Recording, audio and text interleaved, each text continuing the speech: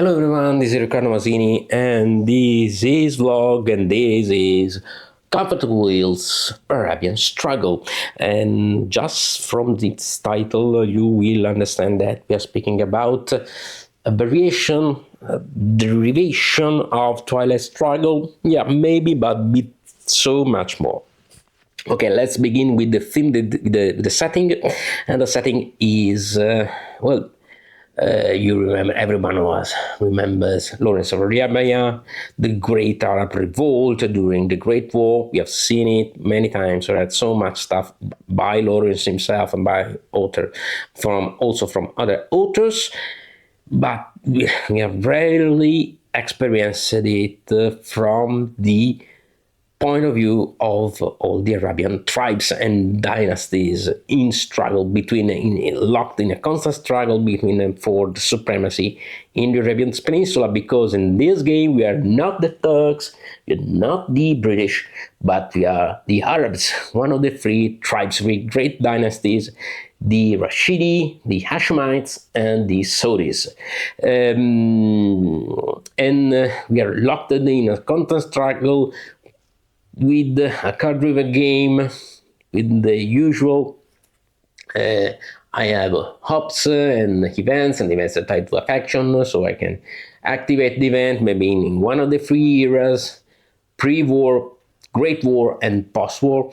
But also if that event is tied to another faction, that faction can, after or before, it's my choice, I spend my Ops points, that faction can activate the event. The Ops points can be used for recruitment, for combat, and also for having pieces in the tribal conference. That is a diplomacy between the factions. Of course, you use a card to try to place a piece there, and this means burying that card. As all the Twilight Struggle players will recall, that is something of a mini space race in Twilight Struggle terms, and is a great way to bury a card if you manage. One of the great differences. The first difference is that it is not a two-player game. This is a three-player game between three factions, and also it is a very insurgent wargame type game. It looks like a cross between Twilight Struggle. You make it for three players, and then you also insert a lot of coin series dynamics like combats, actions, and etc.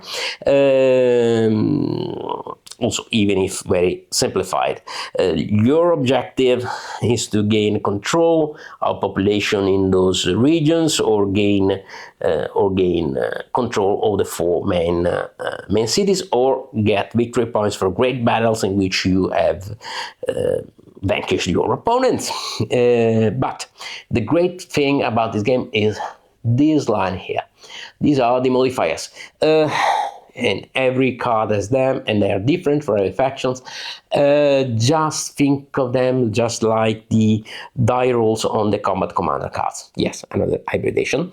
This means that very important fact is that when you use a card for ops, that card is discarded and then gets recycled. There are not so many cards, 48 cards, so maybe you have great modifiers on that card and you have hope of someone drawing it in a later battle or moment, and then okay, I get my very big modifier. But if I am the Saudis and I use this event and maybe very advantageous, this card is completely removed from the game. So this nice 2 modifier is off. This also means that those modifiers are not symmetric, and the Imperial pieces, Turks and British, are very strong pieces, so it is quite hard to eliminate them.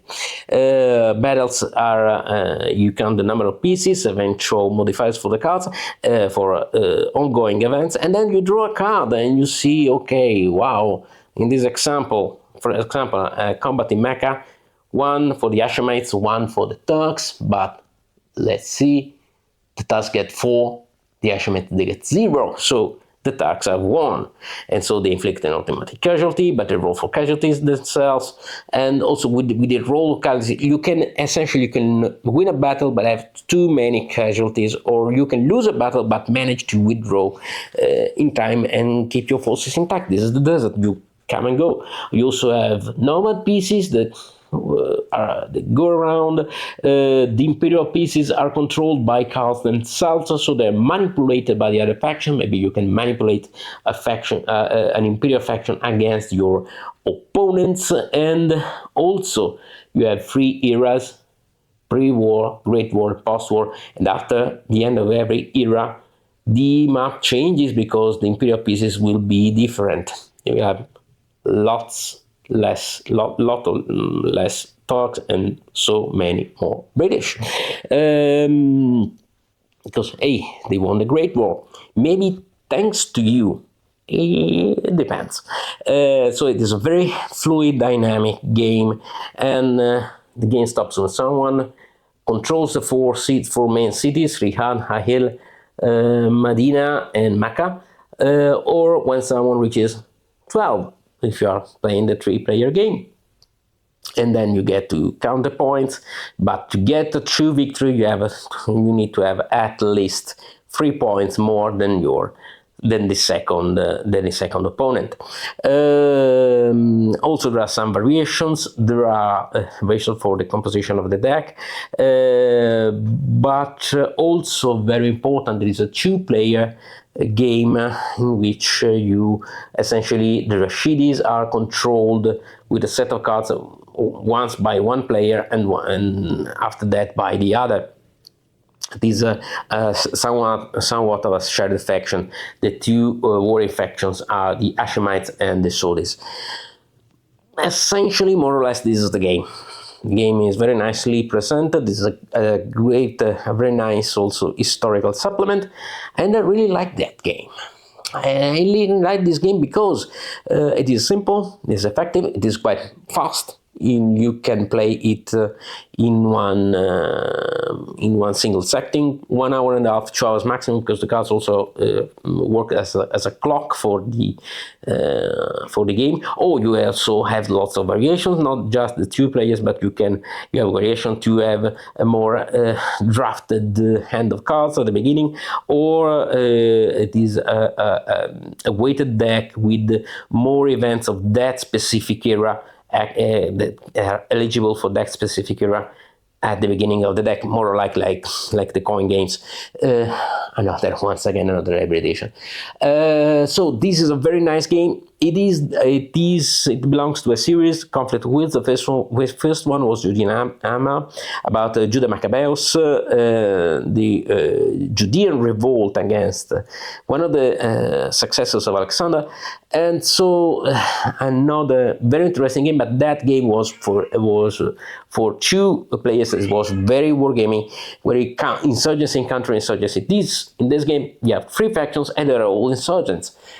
Very nice. It is quite hard, I have to say, it is quite hard to play it solo. There is no solo mode, and you should maybe on BGG, on Board Game Geek, I've seen that someone plays it with the 2-player variants and the Stukajo to control the factions, but it is not, absolutely is not how the game is meant to be played. I think that the game works quite. I never tried it. I didn't try too much with 2, but I think it works well. It really works great with 3 players. Also, it is a great introduction to CDG games in general. It is fast, it's furious, dynamic, constantly changing, unpredictable. So many different sources for victory and for victory points, and the situation is constantly changing. Very nice. Also, it's great that we have games that this is what I really like about that game, and why I think that games like that are important for simulation games, because those kind of games allow us to discover almost unknown episodes or very well-known episodes from another point of view. Because personally, I read about the Arab Revolt, but this game makes me see once again what I really know, what I really read about the Arab revolt from the point of view of the Arabs, because most of the times you get it the British point of view, sometimes the Turkish point of view. It is very different. It's very difficult to find sources and historiography from the Arab point of view. Also, it is a great, this game has a good bibliography. And this reminds me when Mark Herman has been here in Rome. I have had the privilege of meeting him in his conference during an Ergo Ludo Editions and GNT shared event, and I asked him a simple question, quite hard, I think. Why do we play these games? Why do you like so much design those games and also play these games? And why we as players, we love to play historical games? And he said, because, well, it's just like a trip. You are not reading about a trip, you are driving by yourself. And we are driving here because we are here. We are the reproduction of setting and also the player agency. So we are engaged in first person. In this first person, we can get a better knowledge about this. Card by card, and they are very they are explained by the usual the customary historical supplement, but also we get to experience that in first person. We are engaged by a good game, we are encouraged to expand our knowledge about the setting, about the theme, and we are then also able to get a better awareness of the entire situation, because, you know, it's Iraq, it's Kuwait, it's Saudi Arabia, it's Jordan. We get to, it's Red Sea, we get to understand much better also present times, because much of what happened here still resonate in the current situation of the Arabian Peninsula. So for me, these games are precious, are very, very important games, and also I like that game. It is very nice. I really recommend it to you. If you like, well, I personally, I have to confess, I know that Twilight Struggle is a great game, but for me it is a bit too rigid, too schematic, in some ways a bit too predictable. I love this game because this really changes everything I have some troubles with Twilight Struggle, and this game is fantastic for me. There's also more war gamey, and it's very, very nice. It is very engaging. It really strikes my chords. I have to say, I really love this kind of games. Also, it is very simple. It's very fast. So. A really good game, and it is very valuable because those games really help us to get into not so well covered topics. It is a great thing that we have small publishers like Catastrophe Games that are small only in dimension but not in the value of their games, because okay, maybe this is not the best graphical presentation in the world, but it works, it's effective, it's nice, I like it, and also I really love how this game works and how these small publishers really manage to get us great games with the fantastic designers and lots of fantasy of creativity and lots of interesting themes like this one. This has been Conflict of Wills, Arabian Struggle. I highly recommend this game, and also Judean Hammer. That is a two-player game, also more or less with the same engine, and I really like it and really recommend it. Thank you for having me here, and thank you for having followed me. Take care, have fun, and as always, don't be scared. It's just war games. Ciao.